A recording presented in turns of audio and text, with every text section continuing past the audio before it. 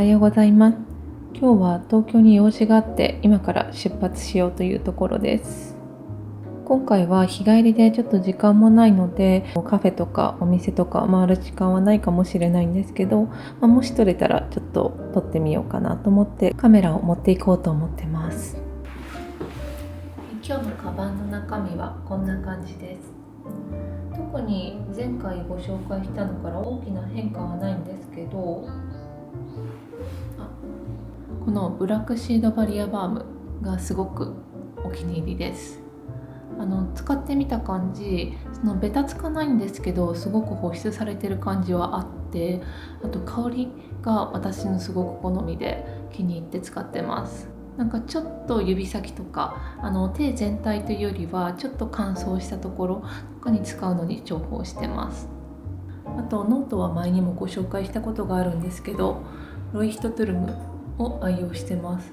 でも最近なんか在庫限りとかっていうお店が増えていて、ちょっともしかしたら日本からなくなっちゃうのかなっていう風なちょっと不安があるので買いだめしようか、ちょっと別のノートも開拓しようか思ってます。ずっと使っててもう5、6冊、4、5冊使ってるのでお気に入りなので、ちょっとなくなってしまったら悲しいんですけど、ペンは最近見つけたウニボールのゼントかなっていうペンを使ってます。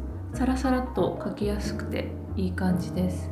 ただロイヒトトゥルムの紙質だと若干にじむというか浮く感じがあるので、ちょっと紙によりけりって感じなんですけど、すごく軽くて書きやすいです。